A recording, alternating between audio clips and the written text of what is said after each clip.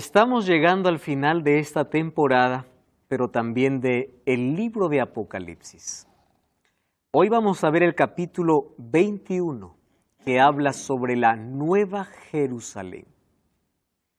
¿Por qué la expresión Nueva Jerusalén? Porque ya existió una en el Antiguo Testamento, una Jerusalén que fue destruida. Mas ahora Dios renueva su promesa y dice: yo tengo algo mucho mejor. La Nueva Jerusalén será el hogar de los redimidos. La Nueva Jerusalén es el tema que hoy vamos a ver en este programa. Bienvenido, Dios te bendiga, gracias por acompañarnos. Tú eres nuestro convidado, nuestro invitado especial. No te conocemos, no nos podemos abrazar físicamente, pero a través de nuestras oraciones podemos abrazarte. Tú puedes aquí colocar tu nombre, puedes escribirnos, contarnos tu historia. Tú puedes escribir tus reacciones, las cosas que estás aprendiendo con este programa. Ya sabes que está disponible en nuestro blog, nuevotiempo.org/Biblia Fácil. También nuestro Facebook, escríbenos a Biblia Fácil, así nos encuentras en Facebook. Y si quieres acompañar o quieres repasar una vez más el libro de Apocalipsis o esta temporada, hazlo con una revista. Ofrecemos una revista totalmente gratis para todos aquellos que quisieran conocer más sobre Apocalipsis. Escríbenos un WhatsApp al +55 12 98 100 14 60. Si vives en Sudamérica, tú vas a recibir esa revista. Si vives fuera de Sudamérica, descarga la revista totalmente gratis. Ingresa a estudielabiblia.com. Ahí está la revista totalmente disponible para ti. Bienvenido una vez más. Hoy vamos a hablar acerca de la Nueva Jerusalén. Bienvenidos amigos, llegamos ya a la cima. Nos falta solo un paso más para poder terminar el libro de Apocalipsis. Me encantan los 3 últimos capítulos de Apocalipsis porque es todo lo contrario a los 3 primeros capítulos de Génesis. El tercer capítulo de Génesis es la entrada del pecado. Allí se abrió un paréntesis. ¿Saben dónde se cierra ese paréntesis? En el tercer capítulo, antes de terminar la Biblia, cuando Satanás es destruido. Interesante. Comienza en el capítulo 3 y faltando 3 capítulos para terminar la Biblia, el pecado se ha cerrado, se ha destruido. Todo aquello que Adán perdió por causa del pecado, Dios nos devuelve por su gracia. Adán perdió el árbol de la vida. En Apocalipsis 21 recuperamos ese árbol de la vida. Adán perdió la eternidad. En Apocalipsis 21 recuperamos la eternidad. Adán perdió el jardín del Edén. En Apocalipsis 21 recuperamos el jardín del Edén. Adán perdió la corona de vida. En Apocalipsis 21 recuperamos la corona de vida. Todo aquello que se arruinó por causa del pecado, en Apocalipsis se recupera por la gracia de Dios. Y es lo más lindo de poder ver que los 3 últimos capítulos de la Biblia es solamente el cierre de paréntesis que se abrió en Génesis capítulo 3. El tercer capítulo es el más triste de toda la Biblia. Sin embargo, el capítulo 20 de Apocalipsis es el cierre de ese capítulo, porque a partir del 21 todo vuelve a la normalidad y a la soberanía de nuestro Dios. Jerusalén, capítulo 21 del libro de Apocalipsis, la Nueva Jerusalén. ¿Les gusta viajar a ustedes? Creo que a todos, ¿no? Un viaje nos trae mucha expectativa. Mucho más cuando vamos a un lugar donde no conocemos o hemos anhelado siempre ir.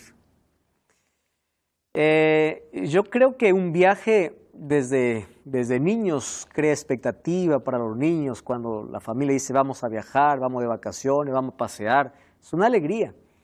Tratamos de ocultarlo cuando somos adultos, pero en algún momento sale esa explosión de alegría. Tengo un viaje, vamos a viajar. Algunos tienen miedo a viajar, ¿verdad? Algunos tienen miedo salir de casa por la inseguridad. Otros tienen miedo subir en un avión, tienen miedo a las alturas. Pero la mayoría nos gusta conocer, descubrir, nos gusta llegar a un lugar nuevo, nos gusta. Ahora, en este planeta, en nuestro mundo, hay muchos lugares bonitos. Yo me quedo sorprendido cuando veo paisajes hermosos que son naturales, con más de 6.000 años de pecado, ¿no? Aún cómo conserva la lozanía, cómo se conserva el verdor, cómo se conserva paisaje hermoso. Hay paisajes creados y paisajes naturales, pero me encanta ver aquellos naturales que son muy preciosos. Yo sé que en cada país existe reservas, existen lugares donde se cuida como el jardín del país, ¿no? Así como hubo un jardín del Edén, hay un jardín para cada país. Es el lugar más visitado, es el lugar donde más turistas van, porque aparte de tener historia, es un lugar muy bonito. Entonces, los viajes nos llevan a lugares lindos. Aquí en Brasil hay una ciudad muy linda, considerada la ciudad modelo, que es Curitiba. Ciudad limpia, preciosa, tiene lindos jardines, tiene lindo parque, precioso. También nosotros tenemos aquí mismo una vista maravillosa, estoy hablando aquí de Sudamérica, Río de Janeiro, considerada una ciudad maravillosa. Es extraordinario subir allí hasta ese lugar, hasta ese mirador, y ver allí toda la ciudad. Nueva York es una de las ciudades más codiciadas, ¿verdad? Estados Unidos, quien tiene visa para Estados Unidos y viaja constantemente. Está feliz, la ciudad considerada como una ciudad cosmopolita, está ahí todas las lenguas, todas las religiones, encontramos todas las culturas. Estados Unidos es la concentración mundial. Toda lengua, toda raza, toda persona, de todo país nosotros encontramos allí. Sin embargo, si vamos a cada país, vamos a pasar revisando todo el programa y vamos a encontrar que cada país tiene ciudades muy lindas. Solo que ninguna de estas se compara a aquella que Dios tiene preparado para sus hijos. Porque es una ciudad perfecta, no hay más inseguridad y es una ciudad preparada por el mismo Dios. Vamos a Apocalipsis capítulo 21. Apocalipsis capítulo 21, versículo 9. ¿Por qué vamos al 9? Porque los primeros versículos vamos a ver en el último programa. ¿Está bien? Cuando habla del cielo nuevo y la tierra nueva, vamos a verlo después. Por hoy vamos a ver la nueva Jerusalén. Dice, entonces vino a mí uno de los 7 ángeles que tenían las 7 copas llenas de las 7 plagas postreras. Y habló conmigo diciendo, ven acá y te mostraré a la desposada, la esposa del Cordero. ¿Recuerdan que este texto nosotros ya leímos? Cuando fue juzgada la ramera, en el capítulo 17, también dice uno de los 7 ángeles que tenía las 7 plagas. Claro, una de los 7 ángeles que tenía una de las 7 copas que eran las plagas. Primero le mostró el juicio de la ramera. Y ese mismo ángel, ¿a quién le muestra? A la esposa del Cordero. Entonces el versículo 10, dice así, me llevó en el espíritu, es la manera como un profeta dice, entré en visión, y a un monte grande y alto me mostró la gran ciudad. ¿Qué ciudad? La Santa Jerusalén, que descendía del cielo de parte de Dios. ¿Qué tenía esta ciudad? La gloria de Dios. Cuando nosotros leemos Apocalipsis 21, a partir del versículo 12 hasta el versículo 26, Juan queda muy limitado para poder describir algo tan precioso. Yo no sé si alguna vez ustedes estuvieron en algún acontecimiento donde no tenían palabras para ser descritas, solo habían emociones. Hay situaciones en la vida donde no hay palabras, solo hay lágrimas. Y las lágrimas pueden decir mucho más que todo aquello que podemos hablar, ¿verdad? Hay situaciones en la vida. Y aquí Juan, cuando ve la ciudad, no llora, sino que Juan no encuentra palabras. No sabe cómo describirla. Y miren el versículo 11. Tenía la gloria de Dios.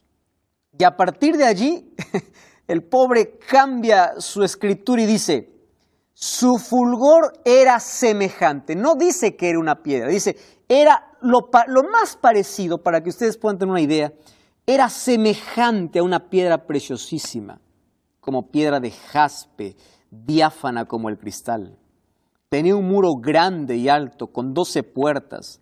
En las puertas 12 ángeles, nombres inscritos, que son las 12 tribus de Israel.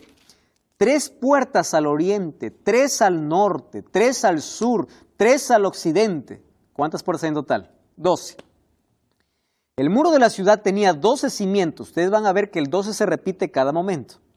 El muro de la ciudad tenía 12 cimientos y sobre ellos 12 nombres, que son los 12 apóstoles del Cordero. Y el que hablaba conmigo tenía una caña de medir de oro, para medir la ciudad, su puerta y su muro. La ciudad se hallaba establecida como un cuadrado. No dice que es un cuadrado, ¿correcto? Como un cuadrado. Su longitud es igual a su anchura. Con la caña midió la ciudad. ¿Cómo era la ciudad? 12,000 estadios de longitud, de altura y de anchura. Por eso es que no es un cuadrado. ¿Correcto? Ahora, dice así, y midió su muro 144 codos, según la medida de hombre, la cual era la del ángel. El material del muro era de jaspe, la ciudad era de oro puro, semejante al vidrio limpio. Los cimientos del muro de la ciudad estaban adornados con toda clase de piedras preciosas. El primero era jaspe, el segundo zafiro, el tercero ágata, el cuarto esmeralda, el quinto ónice, el sexto cornalina, séptimo crisólito, el octavo berilo, el noveno topacio, el décimo crisopraso. Todas las piedras que él conocía, las piedras preciosas. Ahora dice, las 12 puertas eran 12 perlas. Cada una de las 12 o cada una de las puertas era una perla. La calle de la ciudad era de oro puro, como de vidrio transparente. Entonces ahí ya no vi templo, dice. Porque el Señor Dios Todopoderoso es su templo. Y el Cordero, la ciudad no tiene más necesidad de luz, ni de sol, no tiene necesidad de sol, ni de luna que brille en ella, porque la gloria la ilumina y el Cordero es su lumbrera. Las naciones que han sido salvas andarán a la luz de ella, y los reyes de la tierra traerán su gloria y su honor a ella.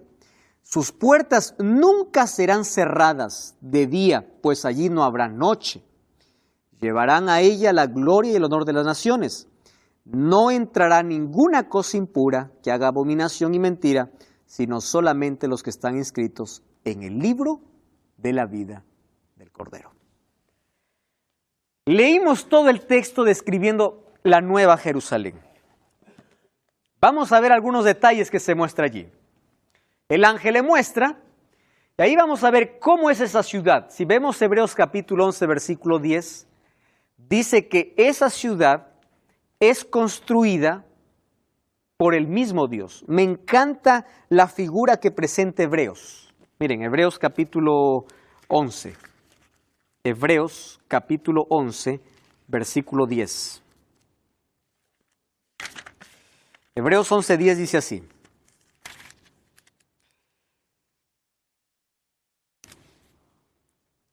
Porque esperaba la ciudad que tiene fundamentos, esos fundamentos vemos ahí en Apocalipsis, cuyo arquitecto y constructor, 2 oficios, ¿verdad? O 2 carreras profesionales, cuyo arquitecto y constructor es Dios. Ustedes vieron ahí las majestuosidades que hoy puede hacer un arquitecto al poder diseñar un edificio. Es extraordinario, yo cuando veo allí planos y todo, y sueña, ¿verdad? Es decir, esta ciudad no es hecha a la casualidad.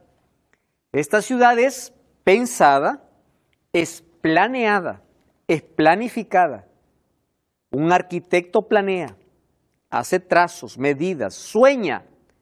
Solo que la imaginación humana puede ser tan grande, pero nunca como la de Dios. Brasilia es considerada la ciudad, o es la ciudad planeada, ¿verdad, Pablo?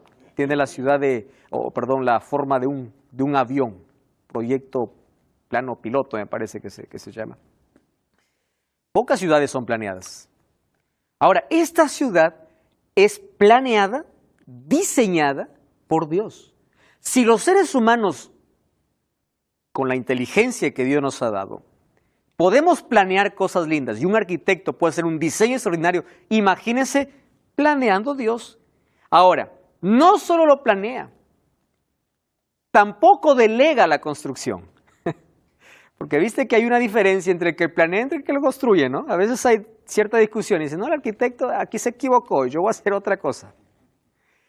El que lo diseña lo construye. ¿Y quién es? Es Dios. Por eso es que Apocalipsis 21:11 dice, la ciudad está llena de la gloria de Dios porque Él lo construyó, Él lo diseñó y todo lo que se ve allí está reflejado su gloria. Y aquí nos encontramos con algunas características importantes de la ciudad. Primera, tenía muro grande. Todas las ciudades antiguas tenían murallas. Ahora ya no hay ciudades con murallas. Más las ciudades antiguas tenían enormes murallas y la fortaleza de la ciudad estaba en sus murallas.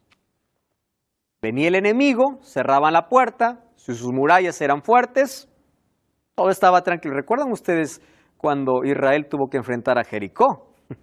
Ellos no podían ingresar porque tenían murallas dobles, imposible de poder penetrar.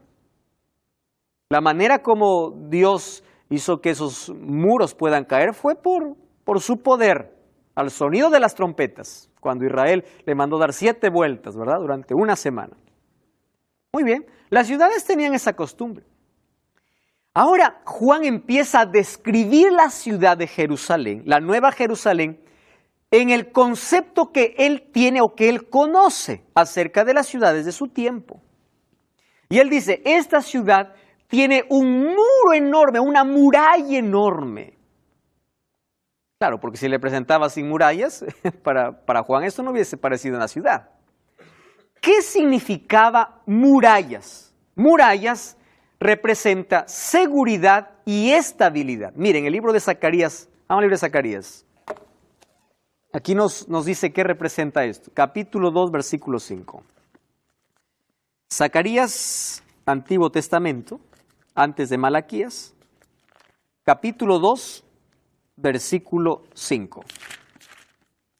Aquí está hablando acerca de la reconstrucción de Jerusalén. Zacarías 2:5. Dice así: yo seré para ella, dice Jehová, un muro de fuego a su alrededor, y en medio de ella mostraré mi gloria. Vamos al versículo 4 para poder entender el contexto. Y le dije, corre, háblale a ese joven y dile, a causa de la multitud de hombres y de ganado que habitará en medio de ella, Jerusalén no tendrá muros. ¿Por qué le dice? Porque esa muralla soy yo. Es decir, no necesitan muros porque yo les doy seguridad. ¿Correcto? Entonces, cuando dice que Jerusalén tiene murallas, está hablando de la protección, de la seguridad, de la estabilidad que existe aquí en esa ciudad. Ahora dice que tiene 12 puertas. Y es interesante cómo coloca las puertas, ¿no? ¿Qué cosa dice? Están al oriente, están al occidente, etcétera, etcétera. Eso hace referencia a lo que Jesús dijo allí en Lucas capítulo 13, versículo 29. Vamos a Lucas. Lucas capítulo 13, versículo 29. Miren lo que Jesús dijo aquí, Lucas 13, 29.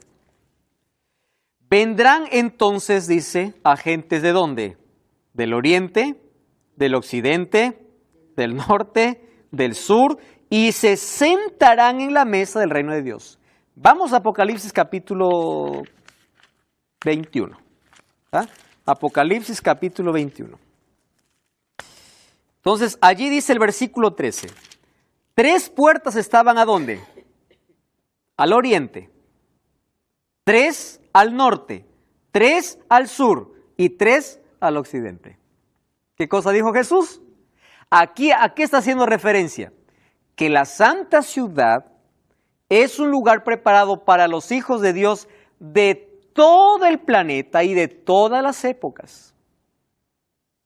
Aquí no hay distinción de raza, de color, de cultura, porque vendrán del oriente, del occidente, de todo lado para participar de este reino de Dios. Y ahí dice que tiene 12 puertas, ¿verdad? Y tiene 12 ángeles. Cuando habla de 12 ángeles quiere decir que nadie puede ingresar a esa ciudad a menos que su nombre no esté escrito en el libro de la vida. Es una forma de decir, aquí no entra ningún inmundo, como luego vamos a ver qué significa eso. Y luego dice que estos son las 12 tribus de los hijos de Israel, solo que no, aquí representa al pueblo de Dios en el Antiguo Testamento, pero no solo en el Antiguo Testamento. ¿Qué más dice? El muro de la ciudad tenía 12 cimientos y sobre ellos 12 nombres. ¿A qué representa? Al pueblo de Dios en el Nuevo Testamento. Es decir, en esta ciudad ingresará el pueblo de Dios de todas las épocas.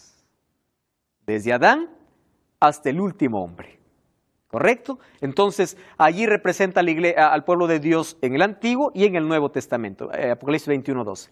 Es interesante este texto. Apocalipsis capítulo 21, versículo 16, dice así: la ciudad se halla establecida en un cuadro, en un cuadrado. Solo que no dice en un, sino dice como un, es decir, es parecido a un cuadrado. Su longitud es igual a su anchura. Si nosotros queremos tener un cuadro donde tenga la longitud igual a su anchura, deja de ser cuadro y empieza a ser cubo. El cubo es la figura geométrica o la figura que puede aquí entallar de manera segura. Dice, su longitud es igual a su anchura. Y él midió a la ciudad con la caña 12,000 estadios. Dice, la longitud, la altura y la anchura. Esta ciudad nunca ha existido, pues. Diseñada por Dios. 12,000 estadios. Vamos aquí a tener dos conceptos interesantes. Un estadio, aquí, nuestro planeta, depende, ¿no? Varía el tamaño. Vamos a colocarle que mide 183 metros, que parece que es el tamaño normal de un estadio. Si lo multiplicamos allí por los 12,000 estadios, más o menos nos da unos 540 kilómetros. Kilómetros rectos. Allí una persona empezó a hacer algún cálculo. ¿Cuántos pueden vivir en 500 kilómetros rectos, porque ahora 500 kilómetros puede ser con curvas y eso no resta, ¿verdad? Allí terreno. 500 kilómetros rectos. ¿Cuántas personas pueden vivir? Pero con una diferencia. La ciudad no solamente mide 540 kilómetros de largo, sino también de ancho y de longitud. Entonces ahí alguien dice, miren, aquí en una ciudad como esta, se dice que podría alcanzar hasta 8 veces más todo el planeta. ¿Cómo? Solo que este número es totalmente simbólico. Les voy a demostrar por qué. Un cubo tiene 12 lados. De un cuadrado, 4, del otro 8, más 4 lados para unir los dos cuadrados son 12. 12 por 12, ¿cuánto sería? 144. Quiere decir que la ciudad mediría, ¿cuánto? 144,000 estadios. ¿No les hace recordar esto algún número que hemos visto? 144,000 sellados. 144,000. Es decir, que el lugar es tan amplio, por eso es simbólico, como para que pueda alcanzar todos los redimidos de todas las generaciones. Tan amplio. Por eso es que ese número allí se coloca.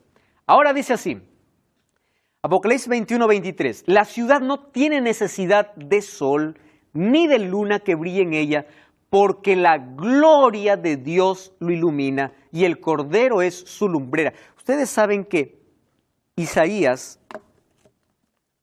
es un libro clásico o tiene una profecía clásica, fue escrita para el pueblo de Israel. Sin embargo, cuando Israel no llegó al ideal divino, las promesas pasaron para el Israel espiritual. Y hay profecías clásicas que se convirtieron en apocalípticas, es decir, aquellas que tenían que ver con el Israel, Israel espiritual. Isaías capítulo 60, versículo 19, tiene una referencia igual. De paso, el capítulo 21, Juan lo escribe con base o pensando en Isaías, en las promesas que Dios hizo al pueblo de Israel. Isaías capítulo 60, versículo 19 y versículo 20. Allí dice así, 60, 19, el sol nunca te servirá de luz para el día, ni el resplandor de la luna te alumbrará, sino que Jehová te será por luz eterna, y el Dios tuyo será tu esplendor. No se pondrá jamás tu sol, ni menguará tu luna, porque Jehová te será por luz eterna, y los días de tu luto habrán pasado o ya se habrán cumplido. Una profecía clásica, ahora que se convierte en una promesa para los redimidos. ¿Qué cosa está diciendo allí? No hay necesidad más de luz, es decir, no hay más rastro de pecado, no hay más oscuridad, no hay más sombra. La gloria de Dios, la santidad de Dios gobierna por todo lado. Él es la gloria eterna. Ahora, Apocalipsis capítulo 21, versículo 25, ¿sí? Apocalipsis 21, 25, tiene una declaración muy importante. Allí dice, 21, 25, sus puertas nunca serán cerradas porque no habrá noche. ¿Cómo se interpreta la palabra noche aquí? Nunca será cerrada, dice, porque no habrá noche. Noche aquí representa al pecado y representa los conflictos. Les pregunto, ¿cuándo se cerraba una ciudad? Cuando venía un enemigo. Entonces aquí dice, esta ciudad nunca será cerrada, ¿por qué? No habrá más enemigos. El enemigo habrá sido destruido y para siempre, como vimos en el capítulo anterior. Consecuencias eternas, nunca más se levantará. Entonces, en ese contexto se escribe este versículo. Hoy estamos hablando acerca de la Nueva Jerusalén. Algunas características que coloca allí Juan son simbólicas porque él está pensando en una ciudad que él conoce y otras son promesas que fueron dadas al pueblo de Israel en el libro de Isaías y ahora él los coloca para los redimidos de toda la historia. Allí vimos algunas características que tiene la ciudad. No necesita más sol ni luna porque el Cordero que es Cristo lo iluminará. Las puertas no necesitan ser cerradas porque no habrá más enemigo. Está haciendo referencia de que el pecado habrá terminado. No hay necesidad de poder cerrar una puerta. Cerrar una puerta significaba que hay un enemigo más poderoso que quiere conquistar. En esta ciudad hay verdadera libertad, hay verdadera paz. Y el capítulo 22, versículo 1 y 2, sigue describiendo la ciudad. Miren, Apocalipsis capítulo 22, versículo 1 y 2 dice, después me mostró un río limpio de agua viva, resplandeciente como el cristal, que fluía del trono de Dios y del Cordero. No me pregunten aquí, ¿cómo sale esto? Esto solo nos da para imaginar un momento. Sin embargo, si nos podemos imaginar el cielo, creo que nunca vamos a llegar a su plenitud. En medio de la calle de la ciudad, a uno y al otro lado del río, estaba el árbol de la vida. ¿Recuerdan que el árbol de la vida estaba en el jardín del Edén? ¿Por qué Dios sacó a Adán y Eva del jardín del Edén? Para que no tuvieran acceso ¿a dónde? Al árbol de la vida. Lo que se quitó por causa del pecado, ahora es devuelto. Ahora dice, y ahí estaba el árbol de la vida, que produce 12 frutos, dando cada mes su fruto, y las hojas del árbol era para sanidad de las naciones. La pregunta es, ¿por qué coloca esta expresión de sanidad cuando vemos que la enfermedad ya ha sido destruida? ¿Verdad?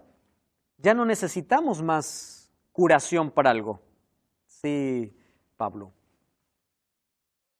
Interesante eso del árbol de la vida, ¿no? Que vuelve a aparecer.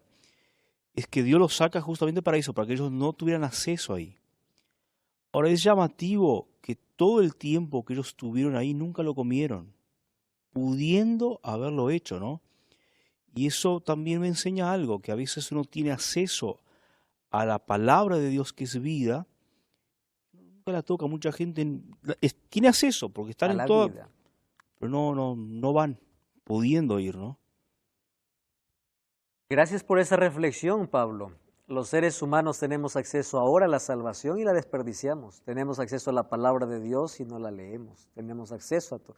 Más ahora, cuando habla de este árbol de la vida, está hablando de, una vez más, recuperar aquello que por el pecado lo arruinamos, ¿verdad? Y ahora los redimidos tienen acceso. Ustedes ven el libro de Génesis capítulo 5, cuando ven la genealogía allí de los primeros hombres. Y ven a un Adán viviendo 930 años sin el árbol de la vida. Y a un Matusalén que vivió 969 años. Imagínense. Y llegará un momento en que, bueno, en el cielo ya no se cumplirán más años, ¿no? Ahora nos preocupamos cuando cumplimos años, y cada vez estoy más viejo, cada vez estoy más, me acabo, etcétera, etcétera. No, ahí no habrá más un cumpleaños o bueno, ¿cuántos años tienes? Soy eterno. Ahora, fíjense, no nos desviamos allí, vamos a interpretar este asunto. Estaba el árbol de la vida, produce 12 frutos, no se sabe si cómo es ese fruto, no se sabe qué sabor tiene, no se sabe si cada mes produce un fruto diferente, no se sabe, solo hace mención del árbol de la vida. Y las hojas del árbol eran para sanidad de las naciones. La palabra sanidad se debe entender en el contexto griego en el cual fue escrito, que era la palabra terapia, y era la palabra equilibrio. La mejor traducción allí sería para el equilibrio de todos, ¿verdad? Para una salud perfecta, no porque ya hay enfermedad, porque en la eternidad ya no hay más muerte ni enfermedad, sino para ese equilibrio perfecto que el ser humano necesita. Otra de las cosas que se interpreta como sanidad de las naciones significa que ya no habrá más barreras nacionales porque todos serán una sola ciudad. Si hoy las naciones están enfermas es por la ambición al dinero, al petróleo, al poder, y hay barreras, se levantan fronteras. Y ahora dice, este árbol de la vida une a todos, ya no hay más enfermedad, esto es sanidad, todos son un solo pueblo. Ahora, hay otra característica, ahí está, bueno, perdonen allí esa imagen, nunca y vamos a imaginar cómo será el árbol de la vida, ¿verdad? Que da 12 frutos, dice.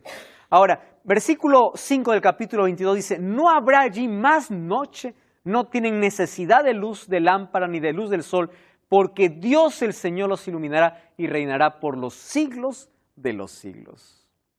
Ahora fíjense aquí, ¿quién puede vivir en esa ciudad? Vamos a la Biblia. Vamos entonces a ver Apocalipsis capítulo 21, versículo 27. Karina, ¿puede leer ese texto, por favor?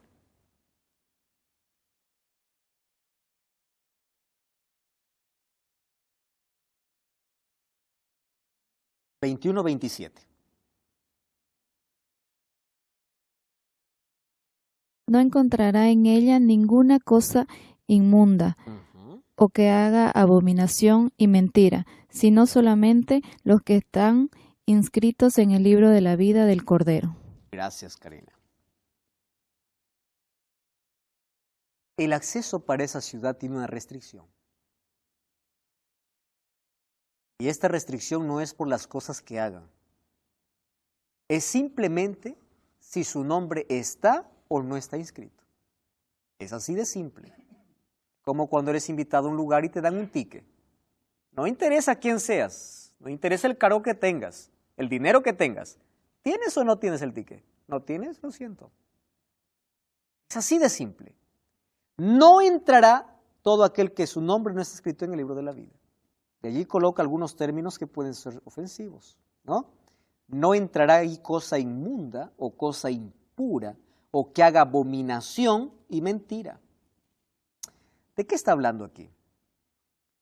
Cuando hablamos de abominaciones en el libro de Deuteronomio está involucrando el espiritismo, está involucrando la hechicería. Cuando hablamos de mentira estamos hablando de las falsas enseñanzas, de las falsas doctrinas. Cuando hablamos allí de inmundicia, estamos hablando de los deseos, que el ser humano da rienda suelta a sus deseos y se envuelve en ellos. En fin, todo aquel que por capricho hizo lo que quiso y no está escrito su nombre en el libro de la vida. ¿Por qué? Porque él no quiso. ¿Cómo nuestro nombre se inscribe en el libro de la vida para poder entrar a esa ciudad? En Lucas capítulo 10, versículo 20, yo encuentro una declaración que me llama la atención. Jesús lo dice y nos debe llevar una reflexión ahora. Miren, Lucas capítulo 10, versículo 20. O vamos al versículo 19, cuando Jesús les da potestad allí a quienes envió a predicar. Le dice, os doy potestad de pisotear serpientes y escorpiones. Esta figura la hemos visto incluso allí como figura de demonios en la quinta trompeta. Y sobre toda fuerza el enemigo y nada os dañará. Pero dice el versículo 20, pero no se regocijen de que los espíritus se os sujeten, sino su alegría, su regocijo sea que vuestros nombres estén escritos en el libro de la vida.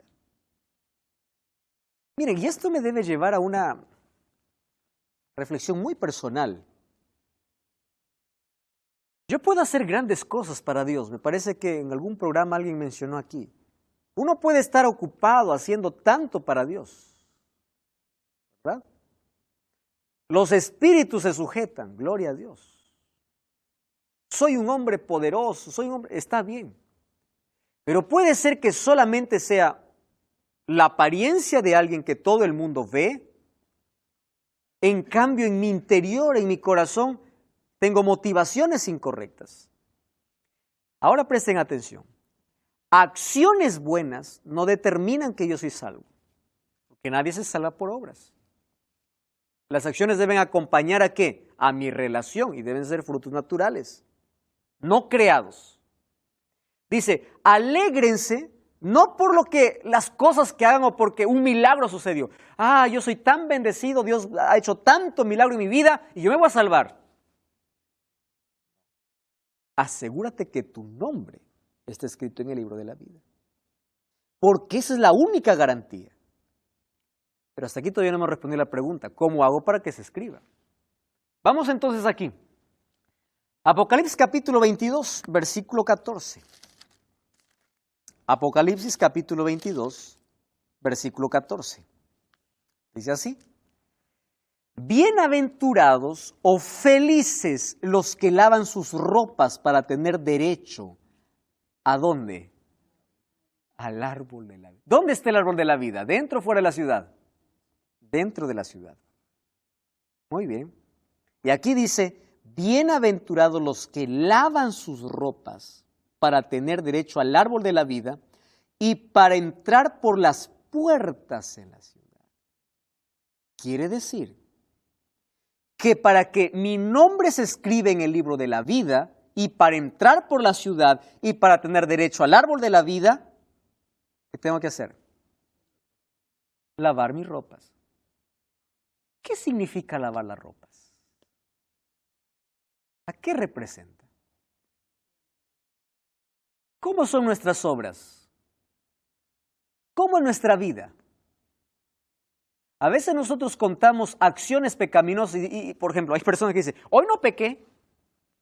¿Por qué? Hoy no mentí, hoy no robé, hoy fui honesto, hoy fui santo. ¿Verdad? Porque contamos que el pecado son acciones. El pecado no son acciones, el pecado es un estado.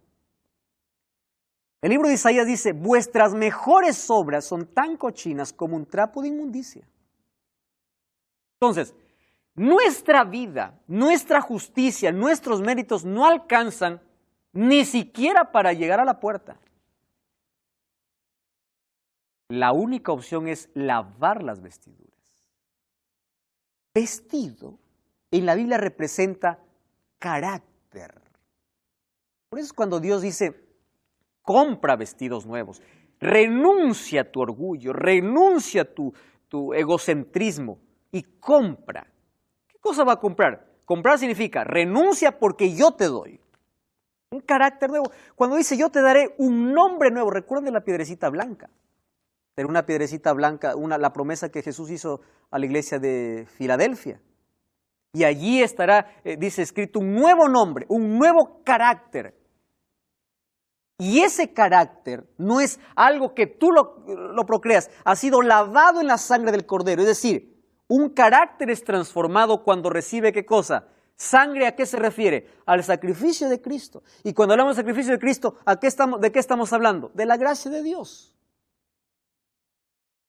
Un carácter transformado.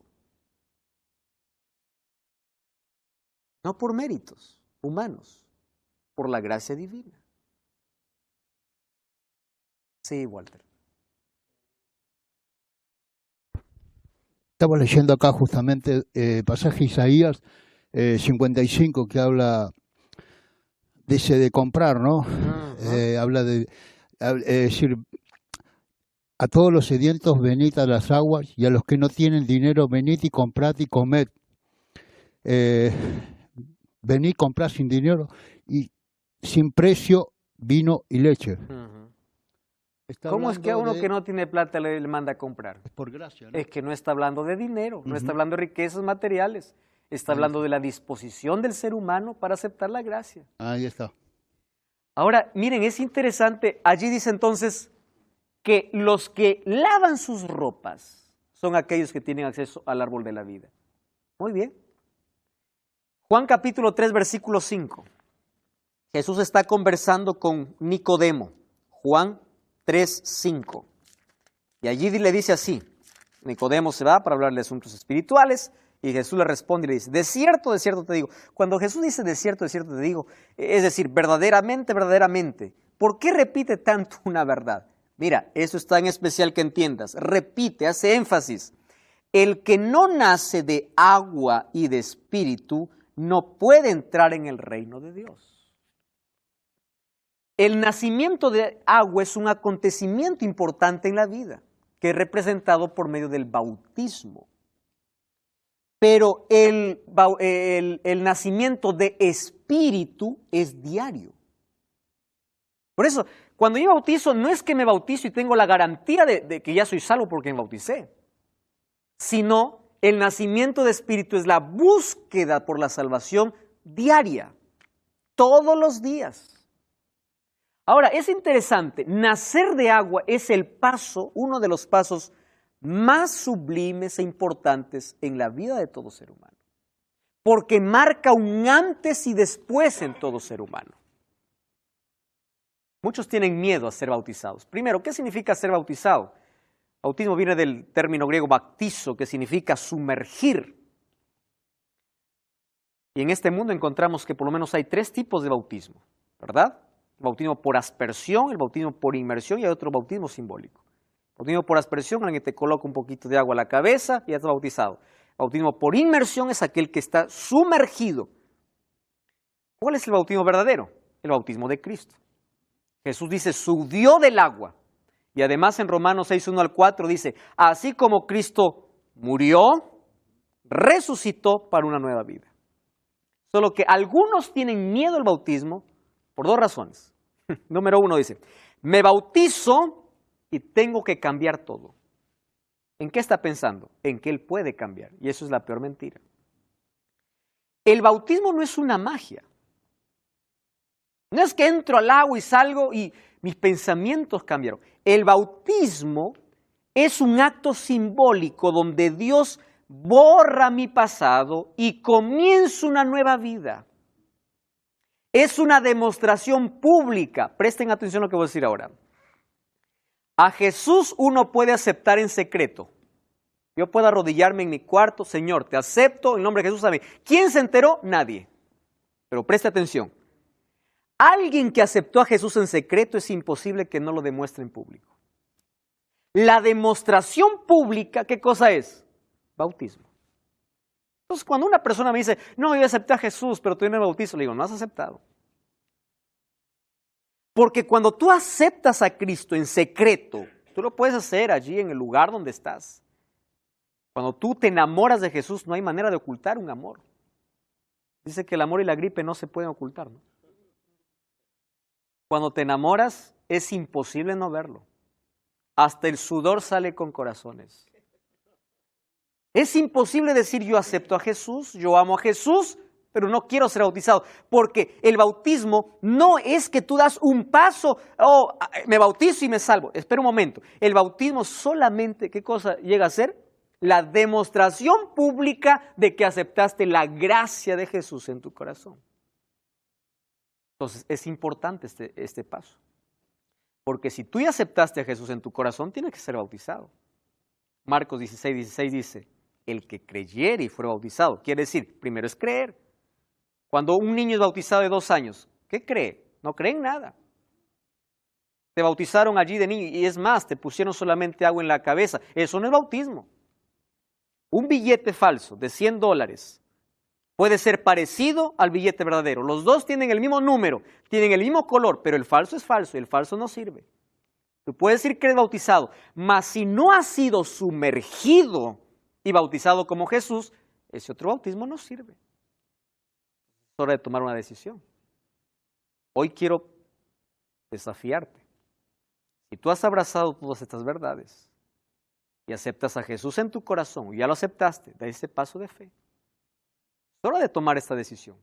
Bautismo representa un nuevo nacimiento, una nueva vida junto a Jesús. Jesús le dice a Nicodemo, de cierto te digo, el que no nace de agua y de espíritu no puede ver el reino de los cielos. Y durante todo este tiempo, de esta temporada, se ha encontrado que Dios ha hablado a través de este programa, a través de su palabra. Hoy toma esta decisión. Da un paso de fe en dirección a Cristo. Hoy los brazos de Jesús se abren para salvar, para extender su gracia. Hoy tú puedes entregar tus ropas sucias, tu carácter deformado, para que puedas ser lavado y limpio y transformado por la sangre del Cordero. Pero tú necesitas nacer de nuevo. Necesitas ser bautizado. Entonces, si tú ya tomaste esa decisión, escríbeme ahora mismo. Ahora yo quiero orar por ti. Si estás tomando esa decisión, levántate, ponte de pie. Yo no te estoy viendo, mas Dios está viendo esa decisión y quiero orar para que Jesús pueda afirmar la decisión que tú tienes ahora. Vamos a abrazar a Cristo en la vida. Vamos a demostrar públicamente que nuestra vida pertenece a Jesús. ¿Podemos orar? Querido Dios, toma nuestro corazón, nuestra vida. Hay cientos de personas allí en sus hogares tomando una decisión para salvación, decisión para vida eterna. Hoy, Señor, te entregamos nuestro pensamiento, nuestra vida, nuestras actividades, nuestra familia. Nos entregamos por completo a ti en respuesta a aquella luz que hemos recibido. Ayúdanos a dar ese paso de fe que es el bautismo. Así como tú fuiste bautizado, así como tú mandaste a tus discípulos a bautizar, así como tú mencionaste para Nicodemo que era necesario nacer de agua y del Espíritu.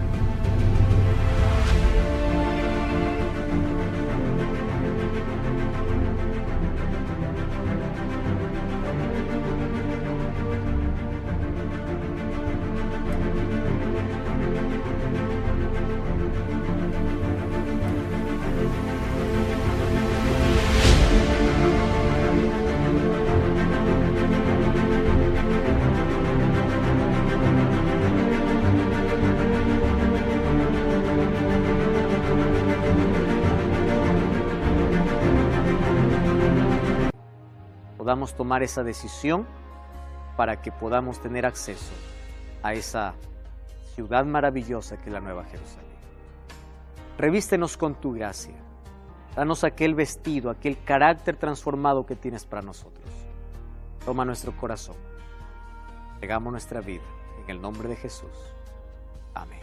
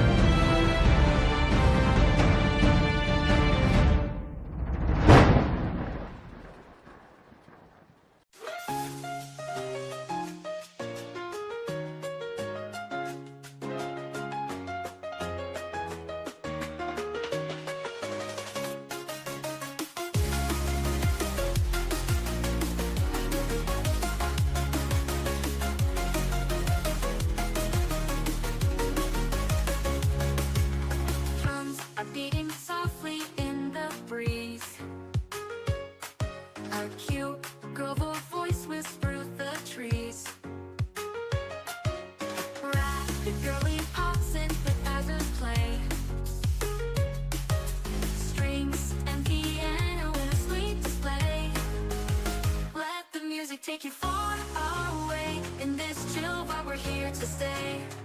Relax and let your world